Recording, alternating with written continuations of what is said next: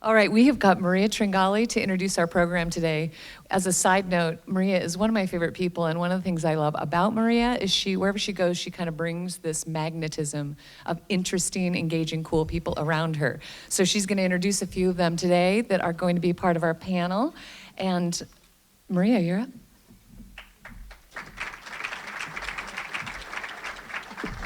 Thank you, Sue. It's actually kind of funny because today I am thrilled to reintroduce to you a former Seattle 4 member, Juli Bunting. I met Juli in Rotary here, I think maybe even in this room, back in about 2004. She was president of Whistling Rabbits then, and quickly she and her husband Ken and her business partner Kathleen, who's here today, we're thrilled to have you back too, quickly became some of my closest friends. Juli's background includes many years as a journalist, including working in the Public Information Office of Texas Department of Agriculture under the Commissioner Jim Hightower. Recently, she moved back to Seattle. We're thrilled to have her back, following 4.5 years in Columbia, Missouri, where Ken was executive director of the National Freedom of Information Coalition. Many of you knew Ken as the executive editor and associate publisher of the Seattle PI. Ken was also the founding board member for the Washington Coalition for Open Government, and today, Juli joins us in her capacity as a communications director for that organization. She'll be our moderator today for what promises to be a very lively and informative panel discussion. Please welcome my dear friend and former Seattle 4 member, Juli Bunting.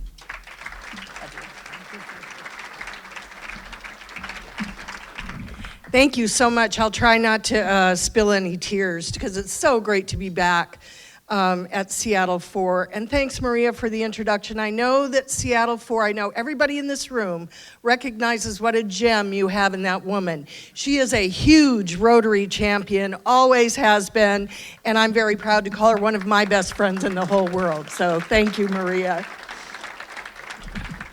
As I said, it's great to be back with Seattle 4. Thanks for inviting the Washington Coalition for Open Government to host this panel discussion. I know everyone is anxious to get right to the discussion, so I'll be very brief, but I need to say a few words about WashCOG.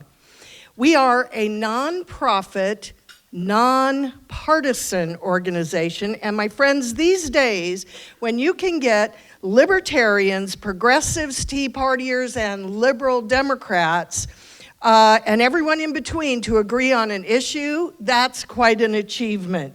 It is a noteworthy event. Well, the issue is transparency and open government, and the noteworthy organization is the Washington Coalition for Open Government. We work tirelessly to ensure that you have the right to know what your government is doing in your name, and if all of you take away one thing from today's discussion, let it be to remember this. The folks who make the laws that govern our lives work for us.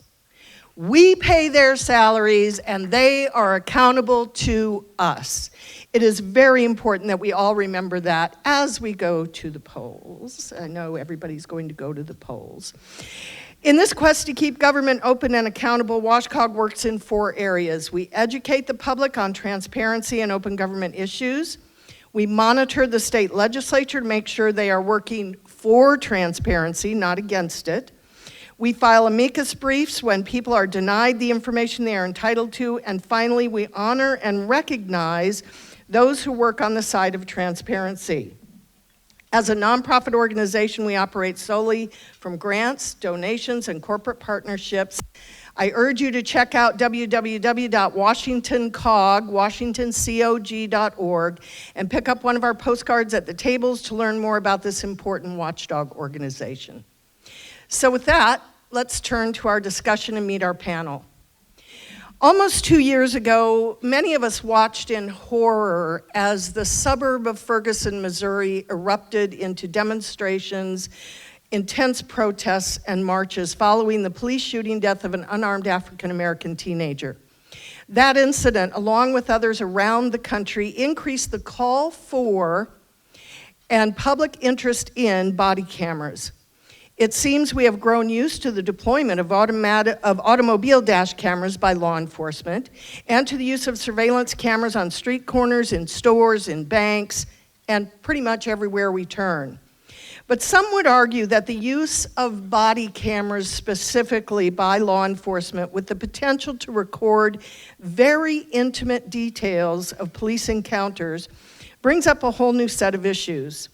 Today, we will examine the use of these cameras and the issues surrounding extensive public surveillance with this distinguished panel of experts on public information, public disclosure, and privacy.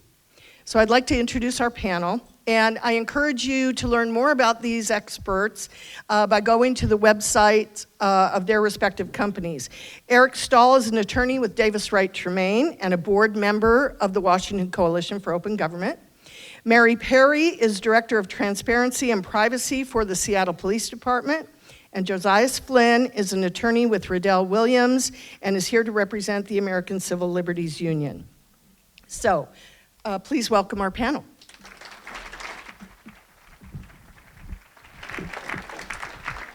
Okay, I didn't turn the mic off. Oh, good. Oh, good. So, Eric and Josias, I guess I will start with you. And Eric first. I understand that there's a bill winding its way through the legislature regarding the use of body cams in the state of Washington. And I was just wondering if you could tell us what's in that legislation, where it is in terms of passage, what is WashCOG's position on the bill, and then Josias, when Eric's done, we'll turn to you. Thanks, Julie. There is a bill. It has wound its way through the legislature and passed as of last Thursday. It's sitting on Governor Inslee's desk awaiting a decision one way or the other. I'll talk about the substance of it in a minute, but first let me give some context that I think is necessary to understand it. The backstory on this bill really goes back about a year and a half and has both a national thread and a local thread. So nationally, body cams, I think, first became a big topic of conversation in 2014, I think for a couple of reasons.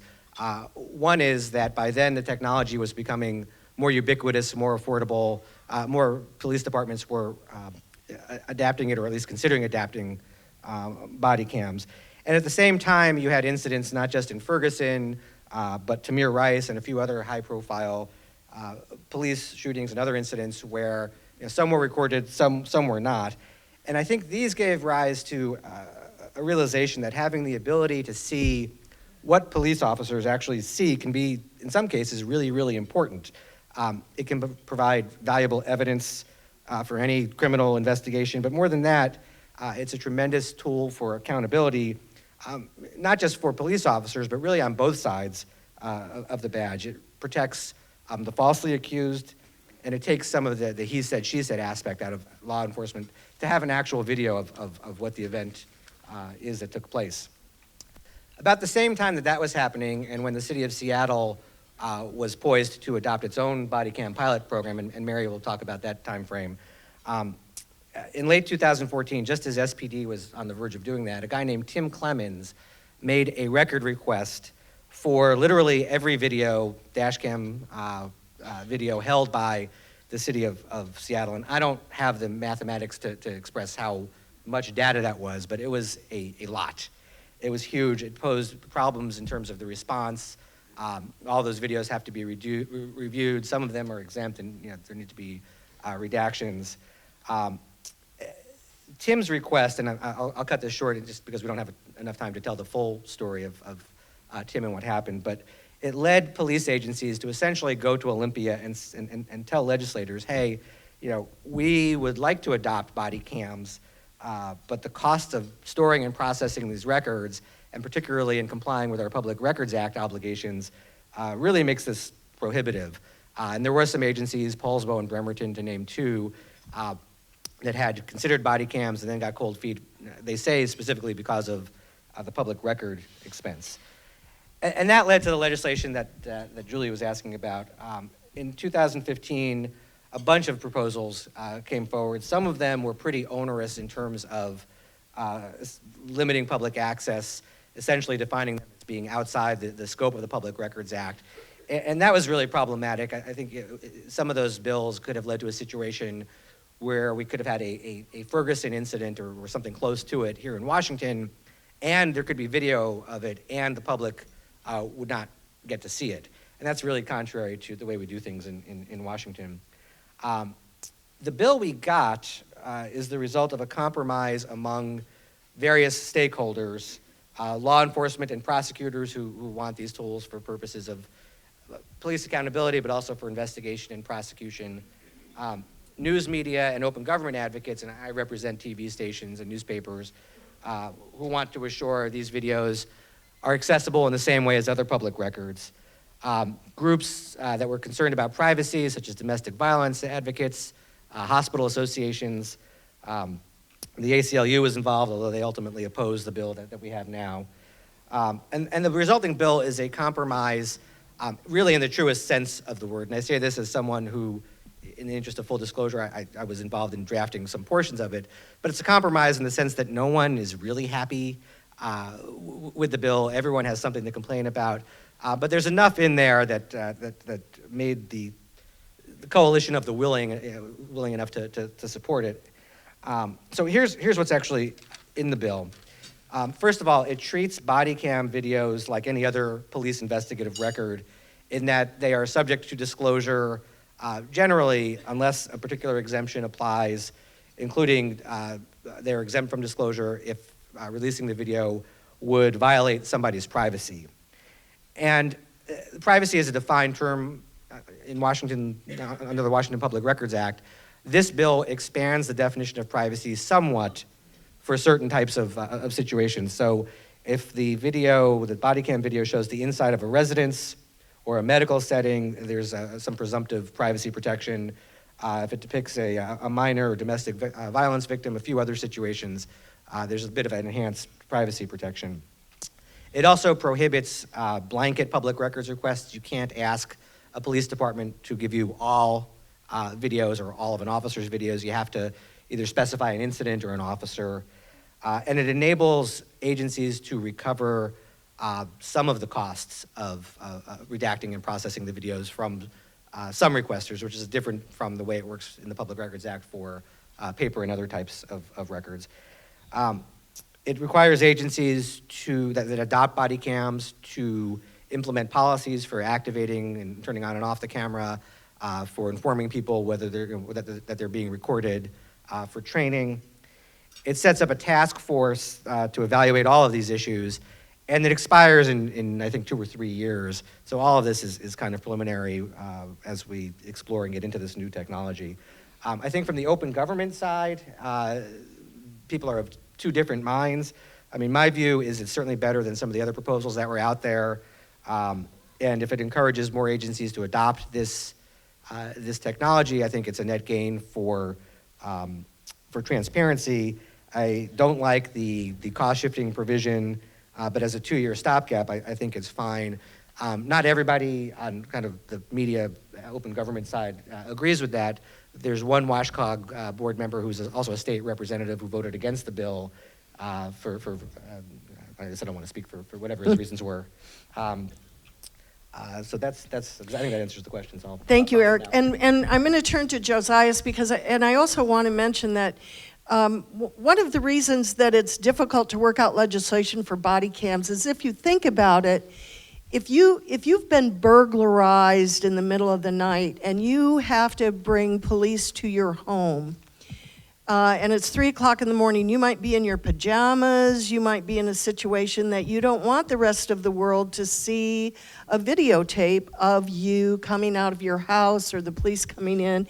And so, Josias, from a privacy standpoint, what is the position of the ACLU as far as the use of body cams, the storage, and public disclosure? Well, if I may, I'll back up and just describe the position of the ACLU on body cams in general, which will help put some context on their concerns with privacy. As people have mentioned, body cams really came to the forefront of national discussion following some really high-profile incidents with police officers using force, both locally and nationally. The one here in Seattle that most people remember is John T. Williams, where there was a dash cam, but you don't see what happens after. And the concern publicly was mostly focused on police accountability. And that's why many in the public were demanding officers use body cams to have more evidence or clearer evidence of what happens in certain contested situations. And so the ACLU's position is that when you're implementing body cams, that should be the focus, that the primary reason for them is accountability. The ACLU is very concerned about privacy and also using body cams as just a surveillance tool. And so for privacy, as Julie mentioned, there are some instances where people are not going to want video of them to be publicly made available on YouTube or just that easily by a public records request. In addition to the instances you mentioned, there's domestic violence, and many advocates for domestic violence survivors have asked the ACLU to advocate for them in that privacy. Police officers have noted one instance where they think people will be uncomfortable, and one of their jobs is they have to notify closest of kin when somebody has been killed. And that's just one of the most personal events police officers have related to the ACLU, and I bet most people will not want that to be disseminated publicly with a public records request. And so for this bill, what the bill does is it lists some instances where it will be assumed that something is highly offensive, but there's two prongs to what they call your right of privacy. One is it has to be highly offensive to a reasonable person. And most of the circumstances we just talked about probably are highly offensive to a reasonable person. And courts would probably agree with that. But the second prong is it cannot relate to a legitimate public concern. And judges have interpreted that second prong very broadly, and you don't balance those two factors. It has to meet both of them. And for the advocates of clear public records, the courts have said anything related to how your public servants are acting relates to the public concern. And so the ACLU notes that many of the circumstances we just discussed may not be protected. And so that's the ACLU's biggest problem with the bill as it relates to privacy. Thank you, Josias. And Mary Perry is here with the Seattle Police Department. Mary, can you tell us where the SPD is in terms of training for use? I think not all of us are aware of how extensively body cams are used with the Seattle Police Department, where we are with that, and then kind of give us your perspective on the bill and how it makes the job of law enforcement officers easier or harder. As far as body cams are concerned, SPD has gone through 2 pilot programs. We tested 2 different vendors' body cams in 2015. And now moving forward on the basis of that experiment, we had 12 officers in each of the 90-day pilot programs. We're moving forward on a request for proposal to the major vendors to purchase body cams. The general outlines of the program are in place. Exactly how many officers will have them is still undetermined. However, the vision is that we will be rolling out body cams within the next year on a much broader basis, and that we will start generating a lot of video. I want to talk to you from a business person's point of view. Even though I work for government, I'm in the business of producing these records for purposes of responding to public records requests or to providing them on a voluntary basis when we want to get them out quickly. If you haven't noticed, our media unit in SPD tries to produce or to post any officer-involved shooting video that we have as quickly as we possibly can when there is an event, with the recognition that that is of the highest interest to the public. But on the other side of it, we have the Public Records Act that both Josias and Eric have referred to. And you have to realize in the state of Washington, we do not have cost shifting in the sense that the bill will allow for body cams for any other types of records. So the only thing we're allowed to charge for is the actual cost of copies, which can be minimal compared to the cost of redacting or searching for these records or processing a request. We have currently enough in-car video that it would take about 350 years sitting 8 hours a day, every day that the city is open for business, just to watch it. Within the next year, by the time we start our body cam program, we'll probably be generating enough body-worn video that it would take about 100 years for somebody, again, sitting through 8 hours a day, every day the city is open for business. There are very few limitations on how broad a request can be. I took a case to the state Supreme Court. Unfortunately, I lost it on a 5-4 decision, but one of the issues in that case was a request for 3 years of our in-car video that had been tagged for retention. This is a huge technical issue for us. What we have really at this point is the ability to produce public records, these digital records, and we don't have technology at this point that makes it simple to deal with it, to do the processing. That's one of the reasons that agencies favored this bill, because at least with body cams, we now have some limitation, at least for a period of time while these issues are explored, where we can shift the cost of the redaction. And the issue is not really that we don't want to give out videos, it's just dealing with these very large requests. Thank you, Mary. Did that answer your question? Yeah, it does. And Eric, maybe you could address I think a lot of us in the open government community would like to see technology take care of this problem. So let's take a crystal ball and kind of look into the future. What do you see for the future in terms of electronic records and how the public might best request and receive access to such videos without it being so onerous for the police department? Do you see technology coming down the pike that's going to help with that? A couple of comments. One is, yes, I think maybe not today, maybe 2 years or 5 years from now, the cost issues and the technology issues that Mary was talking about will be, if not solved, less of a problem than they are now. Tim Clemens, the mass requester I mentioned a minute ago, one of the codas to his story is that SPD hired him for a while to work on video and other public records issues. And with his help and others, SPD itself has some open source tools that help with auto redacting and blurring of faces that is one of the things that needs to be redacted in some cases from some videos.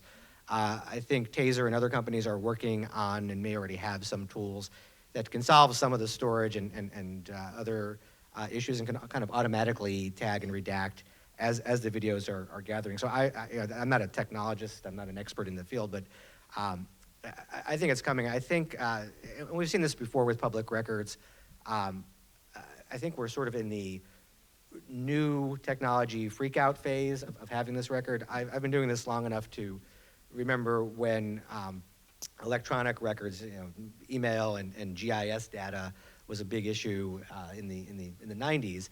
And there was a question at one point about how much, to what extent that material was even subject to the Public Records Act.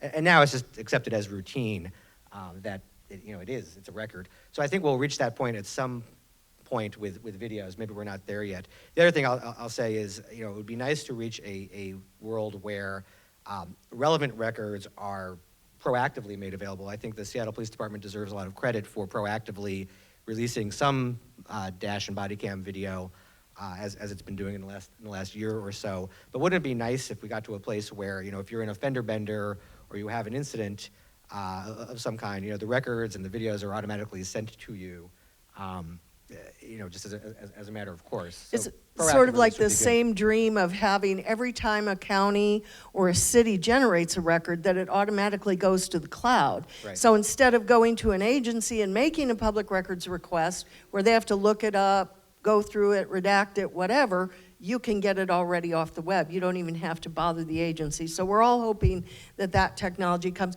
We only have time for just a quick answer probably from Mary and Josias about this. I just wanted to get your opinions about whether or not, if you have an interaction with a police officer, if in that interaction you have a presumption of privacy, or does by virtue of the contact with a public official take away that privacy expectation that you have because of the nature of the contact? And I need quick answers because we've only got a few minutes, then we're going to open it up. It depends. Obviously, if you are stopped in a traffic stop, for example, you don't have an expectation of privacy. On the other hand, there are times when you do have an expectation of privacy. The officer enters your home, perhaps, as Josias indicates, for a situation where the officers are there. However, it is, a private matter that you have some governmental interaction with. What we have to do in a case like that is we can redact. We can redact the identification and the identifying information, for example, of the individual, but we have to disclose the governmental part of it. That's quite reasonable. It is a difficult situation, however, when you have so many videos to deal with and you get a massive request. And I agree with what Eric said. We'll get to the point where we can do this electronically. We're just not there yet, so we're struggling. Do you want to make a 30-second response, Josias? I'm sorry. She's right on point. It does depend. But even in situations where you have an expectation of privacy, like in your home, that doesn't mean the video won't be disclosed, even if it may be redacted in some way. And some people have looked at redacted videos and said it may not go far enough because it's still fairly easy to identify the subject of the video. Thank you. And just so everyone understands, when you redact, on videos, it's that pixelating of the face, so you can't determine who the person is. It's just like going through and redacting information out of written records. Okay, so... May I just interrupt? I want to point out that Eric and I were involved in a case where the court said that pixelation was appropriate in one context, but in another context, in different videos, we were allowed to use black boxes because the individuals who were involved were so tangentially involved that all that really mattered was a criminal case, was what the criminal suspect was doing, not what the individuals on the side were doing. Thank you, Mary. Okay, we'd like to open it up for questions. And Paul is coming around with microphones, and feel free to direct them to anybody on the panel. And we'd like to have people stand when they ask a question. I was just wondering if this trend is going to move toward elected officials and others that will be wearing body cams other than police officers.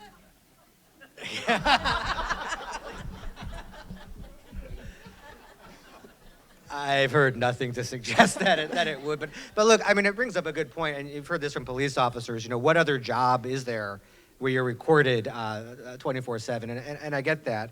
I think one thing with police body cams where they have worked, there has been buy-in from the officers themselves, and in places where that hasn't happened, there have been reports out of Chicago, for example, where 80% of the dash cams or body cams that were imposed on the police department malfunctioned for one reason or another because officers are sabotaging them. So I think you need buy-in. The other thing with body cams is studies have shown that when agencies do implement them, they reduce complaints across the board, use of force complaints and just officer conduct complaints. And that's probably because it's not just the officers who know the camera is on them, it's also the people who might complain. So it's a means for exonerating the innocent as well as implicating the guilty. You may want to. This may be too general a question for you to give a response, but if you could, how do Seattle police officers feel about using body cams? I can't speak for every officer. However, this was something that was worked with the union in developing policy. We have a very detailed policy that is actually a model for a number of other agencies that specifies exactly what the requirements are for when the body cams have to be turned on, what happens when they can't get a video. It has to be documented, for example. It's in the SPD manual. You can look it up online. It's in Chapter 16. It goes into extensive detail, and it avoids the sort of problems that Eric's referring to. Greg? In my experience, it's pretty obvious when someone's making an abusive request, and it just chews up so much resources. On the other hand, open government advocates will say it's a slippery slope. We can't go down that path at all, because any limitation on that is going to infringe our right to know. Is there any opportunity here to narrow that somewhat? Because an abuser can just chew up so many resources. Well, and this is more my personal opinion. You'll find that WashCOG board members all differ in their opinions about all manner of issues, but I really feel like we have an absolute right to know. And I'll tell you that I learned it from Walter Cronkite, who told me at one time when I asked him about how he felt about Ronald Reagan keeping the press out of Grenada when we invaded that little country. And Walter Cronkite said to me, I was there when we liberated the concentration camps. And I remember walking through those dusty roads and having the German people follow us behind going, we didn't know, we didn't know, we didn't know, we did not know. What can happen when you give up your right to know what your government is doing in your name is very scary.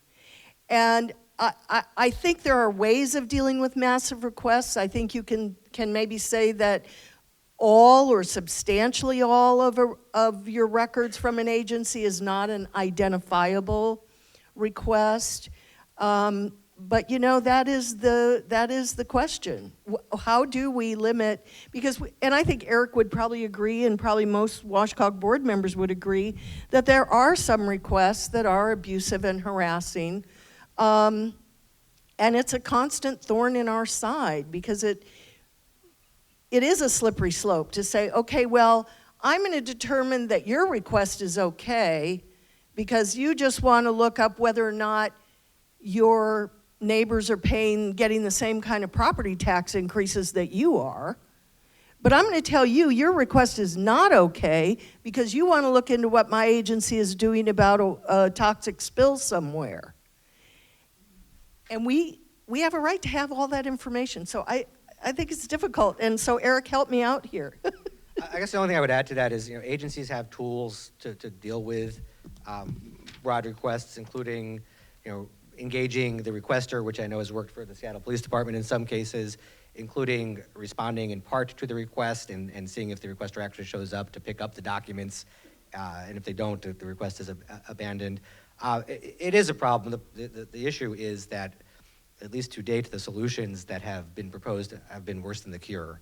So you're right, slippery slope. Hi, not so much a question as an observation. So my company works in video in the legal field. We do redactions and things. And I would basically challenge that I think we're probably a lot further out as far as the technology, because it's not so simple as just blurring the face, that there's so many other things in video and audio that are identifiable. And that, it's not just the public being able to identify, but as we know, one individual can look at that and say, oh, that's my father. I don't need to see his face. I know his body language, I know his clothes, I know his car, all of those kinds of things that could allow me to identify that individual. So I would say that it's substantially more complex in terms of the issues that we face in terms of really creating privacy for people. And then my other concern is that, while we are seeing improvements in that technology, as we see that, we also see, video improves in terms of quality. That means storage size becomes larger. And so there's this constant chasing of our tails. And for anybody who works in video, we realize that as we move to 4K video, now the systems that we put in place for storage aren't adequate for that. And the delivery mechanisms aren't adequate for that. And so there's this constant evolution and trying to catch up with that I think are going to challenge us as we go forward to be able to be effective at achieving the results that you're talking about. Thank you. We have time for one more question. Hi there. So you've talked a little bit about some of the work you've done with the police union to build buy-in on this. I'm curious what conversations, I'd love to hear more about the conversations you've had with the broader community, with communities of color, with those that have been disproportionately represented in the criminal justice system. I'd love to hear more about what you're hearing from those populations about this move. I was just going to say, we have the Community Policing Commission. They are made up of a number of different advocacy representatives, and we've worked with the ACLU. Yes, there has been extensive outreach, and Josias can follow up. Yes.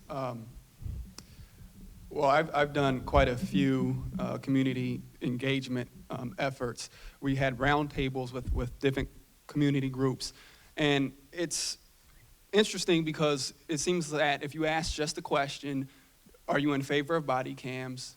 Most people in the public say yes. But it's similar to saying, are you in favor of the police being able to carry a gun?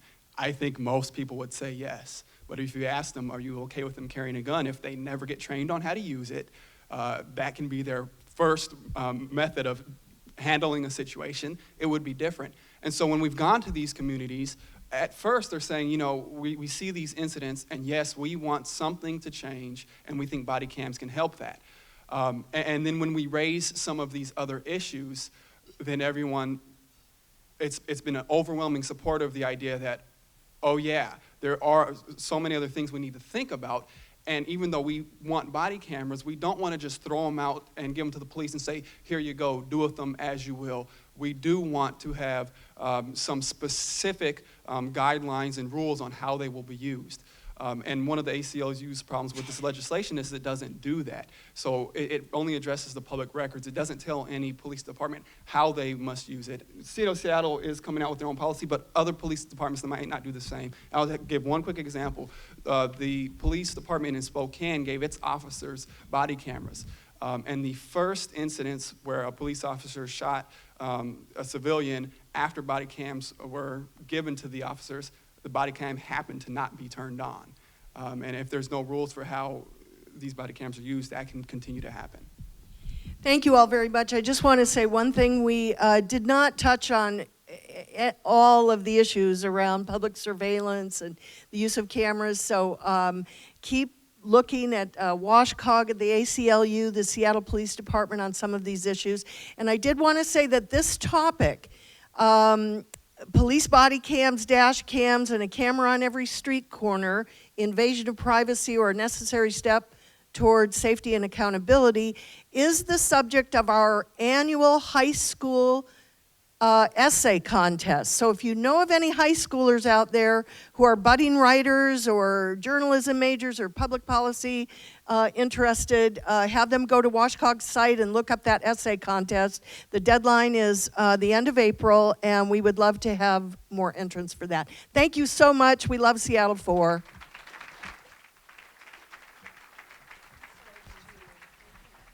I am pretty sure Sonoma Papadopoulou saved my life in the 8th grade. We were an unlikely pair. She was the rebellious Greek-Italian daughter of our town sheriff. I wore gunny sack dresses. We shared a sense of humor and a love for horses. When Dorothy, whose last name I withhold, entered our junior high, she terrified students and teachers alike. It was rumored she had beaten up our home economics teacher. As luck would have it, Dorothy took an instant disliking to me. For weeks that seemed like decades, Dorothy watched me. At the inevitable after-school standoff, Sonoma appeared at just the right moment. Sonoma was not violent. She was convincing. It feels vulnerable to be watched. Being watched over feels really good. See you next week.